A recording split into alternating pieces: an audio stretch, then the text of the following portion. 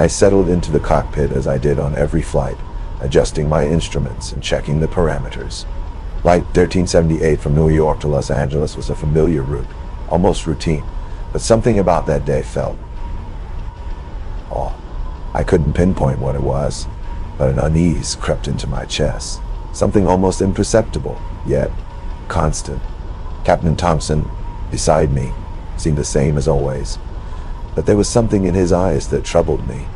He was focused, yes, but I could see the shadow of doubt. I had spent the previous night reviewing the flight details, checking the weather and the aircraft systems. Everything was perfect, but that feeling persisted.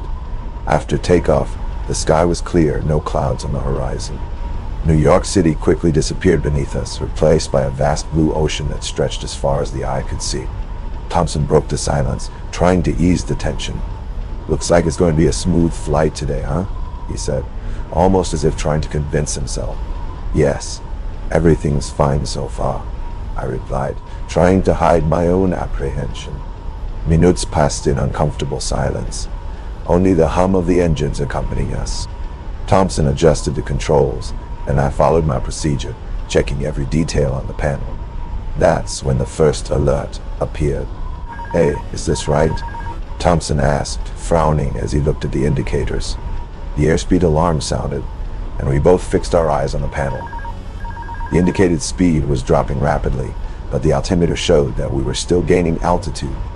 "That doesn't make sense," I muttered, trying to process what was happening. "Try rebooting the pitot system. It could be a sensor error," Thompson suggested, and I quickly executed the procedure. Nothing changed. The speed continued to drop, even though we were clearly climbing. "We're not stalling, but what the hell is happening?" Thompson's voice now carried anxiety, an emotion I had never seen in him before. I tried to stay calm, focusing on finding a solution, but the options were limited. I rebooted the system again, trying not to think about the gravity of the situation. The plane began to tremble slightly, as if it was losing lift. I knew time was against us. "Let's level out," Thompson decided, trying to stabilize the aircraft. But the plane wasn't responding as it should. Every command seemed delayed, as if we were trying to maneuver a machine that was fighting against us. My heart raced. I couldn't let fear take over, but my hands were already sweating. I grabbed the radio to try to contact air traffic control. "Tower, this is Flight 1378. We're experiencing a possible airspeed sensor failure. Static, cut off the transmission." I tried again. Nothing. It was as if we had been disconnected from the world. "Thompson, we're losing contact with the tower," I informed him, my voice betraying my tension. "What do you mean, losing contact?" He turned to me, his face now clearly pale. I had no answer, just that deafening silence, that absolute void where there should have been communication. The plane began to tilt to the left, and Thompson tried to correct it, but the control was becoming increasingly difficult. The instruments were behaving erratically, and the situation was deteriorating rapidly. "Let's try descending. Maybe the sensors will return to normal at a lower altitude," I suggested, but deep down I knew we were racing against the clock. Thompson nodded, and we began to descend, but nothing changed. The aircraft continued to behave strangely, as if something was interfering. The lights in the cockpit flickered briefly, and I felt a chill. Everything seemed to be disintegrating around us. Then I saw something on the horizon, a vague figure, distant but clearly visible. My eyes locked onto it, and for a moment I forgot to breathe. What was that? I tried to focus on my work, but the image remained etched in my mind. "Thompson, do you see that?" I asked, my voice barely a whisper. He looked out the window but didn't respond. Despair was beginning to grip us. The maneuvers were becoming increasingly difficult, and the plane shook violently. The panic among the passengers was palpable, even with the cockpit door closed. "We need to warn the passengers," I said, trying to keep my voice steady. Thompson agreed, but there was no time. The plane began to plummet. Pull up," Thompson shouted, and both fought against the controls, desperately trying to level the aircraft. Every second felt like an eternity, Every command a monumental effort. "It's not responding," I yelled, the fear now evident in my voice. Thompson continued to struggle, his breathing heavy and erratic. The figure on the horizon seemed closer, as if it was watching us, waiting. The ground was approaching too fast. Thompson was trying to save us, but I knew it was too late. The sound of the engines failing filled my ears, the hum turning into a scream of twisted metal. "This isn't happening," Thompson murmured, his voice broken by terror. The last thing I saw before the impact was that figure, now clearly visible. It was there, in the middle of the darkness, waiting for us. And then everything went black. The darkness enveloped us and silence took over. But before the end, before death embraced us, I heard a whisper. Something ancient and malevolent, as if that presence had been with us all along, just waiting for the right moment to claim us. Whatever it was, I knew there was no salvation. Flight 1378 vanished from the radar, leaving no trace, no survivors. The final destination was never Los Angeles.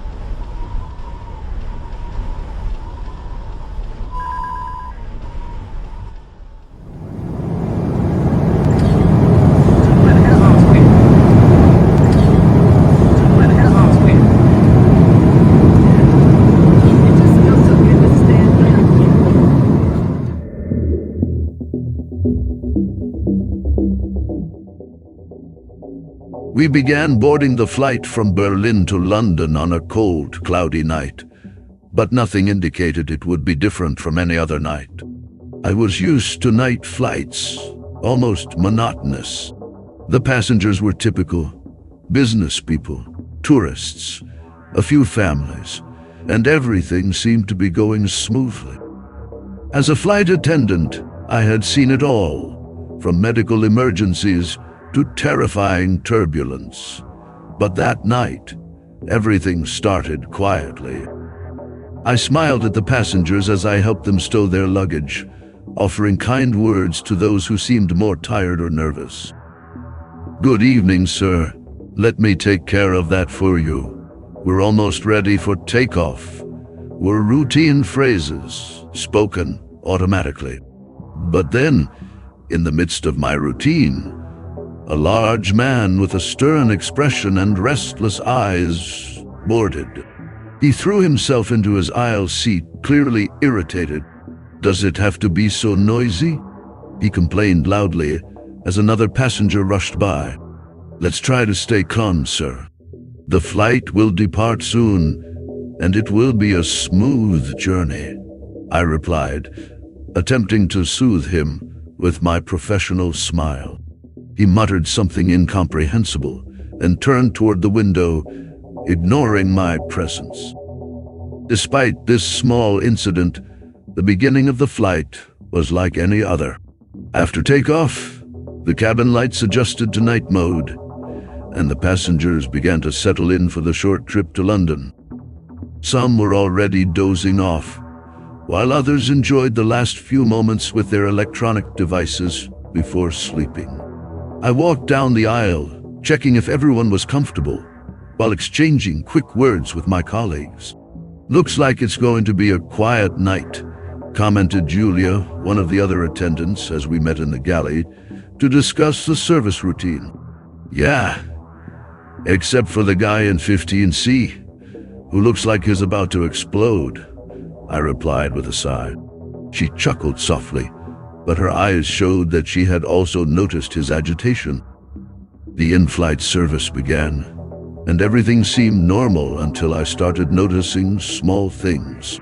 The first sign was a slight flicker in the cabin lights. Once, twice, nothing serious, but enough to make me frown. Julia noticed it too. "I guess the light maintenance wasn't great this time," she said, trying to downplay it. I continued serving the passengers, but I couldn't help but notice that some were starting to show signs of discomfort. Murmurs began to spread, especially from the back of the plane. The man in 15C became more agitated, complaining about the service, The space, everything. I approached him to try to calm him down again. "Sir, would you like something to drink?" I asked, hoping to distract him. "What I want is a decent flight," he retorted loudly enough for other passengers to look at us. "We're doing our best to ensure your comfort, sir. Please try to relax," I suggested, keeping my tone calm, though I began to feel a growing tension inside. He shot me a menacing look before leaning back in his seat, still grumbling. Suddenly, a sharp noise came from the front of the cabin, a muffled scream, followed by the sound of something falling. I rushed to the source of the sound and found an elderly woman collapsed in the aisle, unconscious. Other passengers were gathered around, confused and worried. "What happened?" I asked, crouching beside her. She was talking to herself, seemed terrified. "And then she just collapsed," said a young woman, her eyes. "You bring the first aid kit," I shouted, trying to wake the woman. Her skin was cold to the touch, and a cold sweat covered her forehead. Julia arrived quickly, and we began attending to the woman. Panic started to spread through the cabin. The man in 15C abruptly stood up, shouting, "This is a nightmare. This flight is cursed." I tried to calm him down, but he pushed Julia aside and started walking down the aisle, shoving other passengers and causing more chaos. Everything seemed to be spiraling out of control. "Sir, please return to your seat," I yelled, trying to reach him, but he turned to me with an expression I'll never forget. "Don't you understand? Something is wrong here. We're all going to die," he shouted, his voice reverberating through the cabin. Other passengers began to scream, panic spreading quickly. Suddenly, the lights flickered again, this time going out completely for a few seconds. The silence that followed was oppressive, broken only by the sound of the engines and the nervous whispers of the passengers. "Everything is fine," I started to say. But then, the voices began.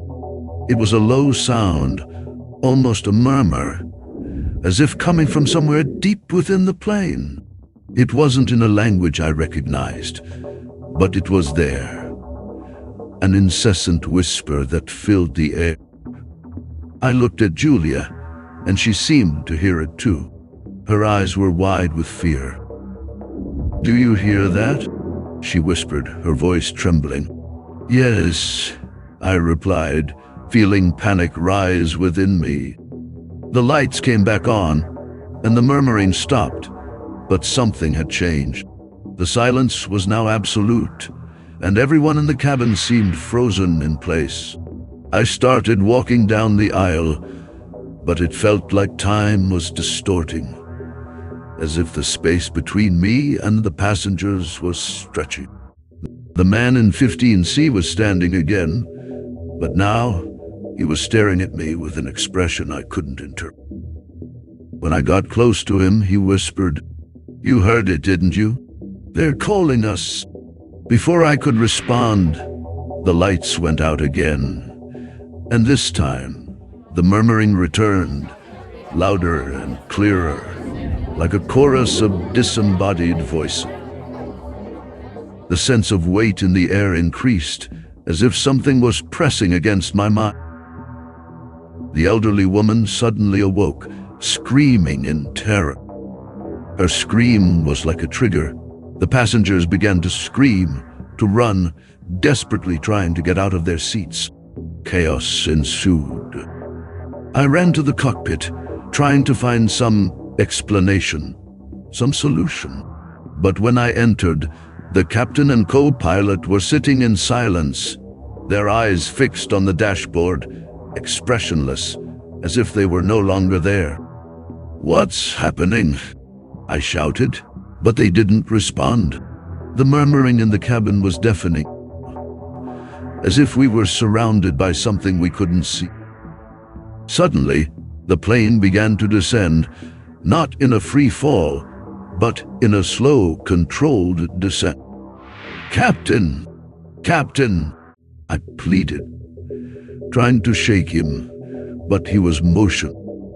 Suddenly, everything quiet. The plane stopped descending, hovering in the air, as if being held by something invisible. The silence was absolute. And when I looked out the window, I saw that we were no longer above the earth. There was no landscape, just total darkness. The cockpit door slowly opened, and I felt a presence, something I couldn't see but knew was there. A sense of absolute dread overcame me, and I knew, with a certainty that came from somewhere deep, that there was no way back. The plane began to move again, but not forward or backward. We were being pulled, slowly, into that darkness. The passengers' screams grew distant, as if we were being separated from everything we knew. The last thing I heard before losing consciousness was the sound of the voices, now clear, speaking in a language I didn't understand, but with an unmistakable intent. We were being taken to a place where our fate was already sealed. And then everything went black.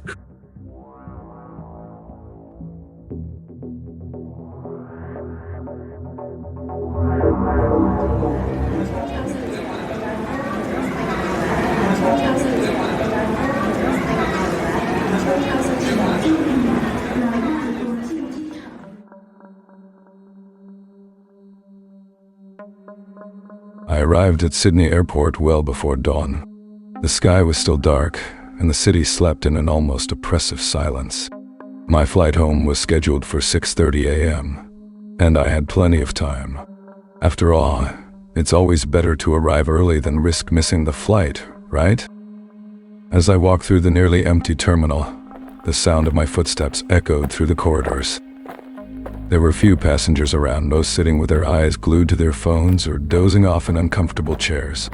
The airport, usually full of life, felt like a desolate place at that hour. The air was cold, and a sense of unease began to settle in me. But I tried to shake it off.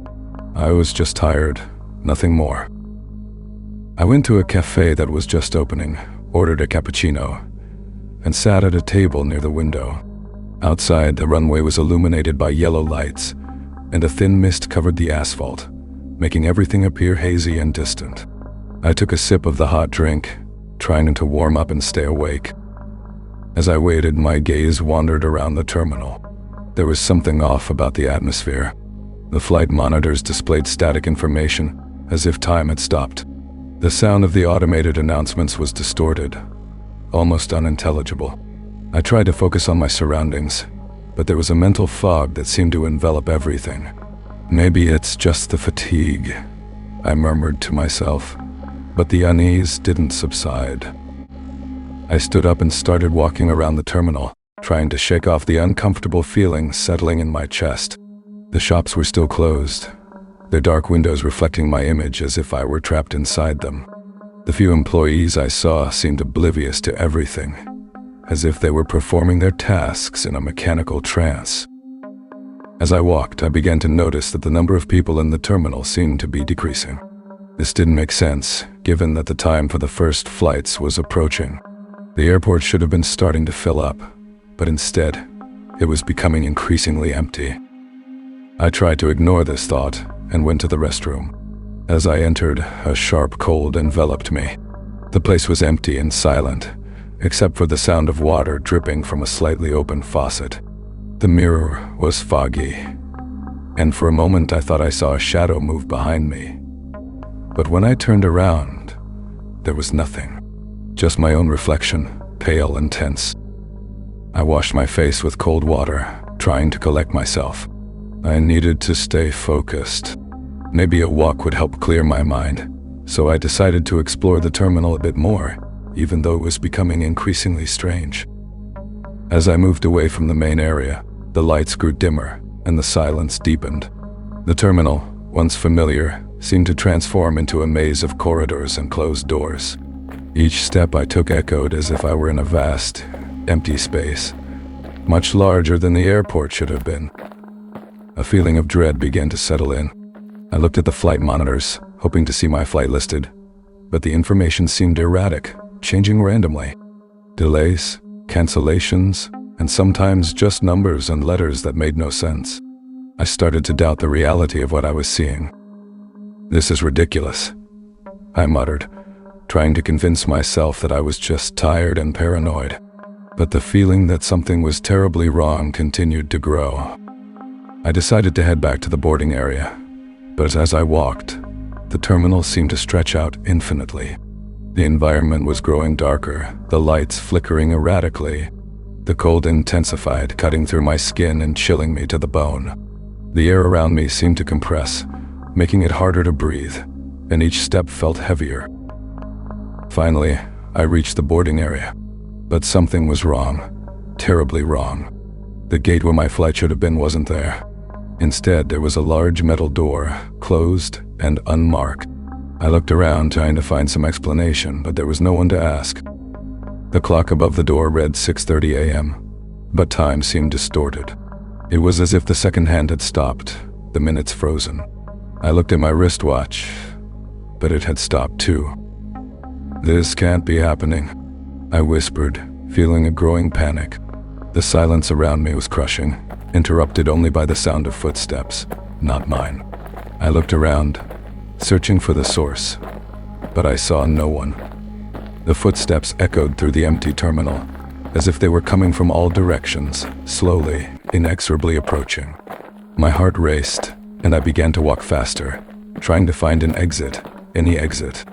The metal door was now open, and an absolute darkness stretched beyond it. I should have run away, I should have tried to get back to the main area, but something was pulling me towards that darkness. It was as if there was an invisible force, an attraction I couldn't resist. With each step I took towards the door, the sound of footsteps behind me grew louder, and the feeling of being followed became unbearable. The air around me grew dense, almost impossible to breathe, and I knew, instinctively, that I shouldn't enter that darkness. But at the same time, something told me I had no choice. When I finally crossed the door, everything around me disappeared. I was in a place without walls, without a ceiling, without a floor. Just darkness and cold, an infinite void where time and space didn't exist. My heart was pounding so fast it felt like it might explode, and I felt like I was on the brink of madness. Then, the voices began. Low whispers, indistinct, coming from all directions. I couldn't understand what they were saying, but the feeling of absolute terror was overwhelming.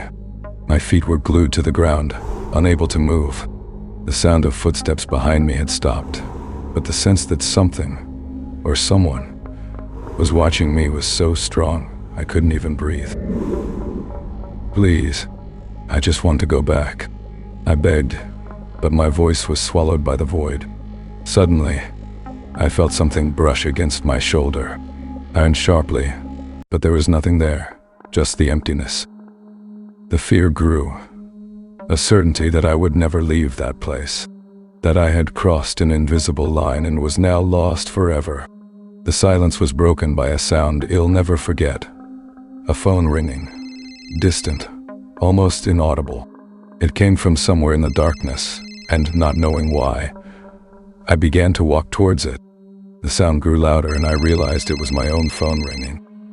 Finally, I saw a faint light in the distance. I ran towards it, desperate.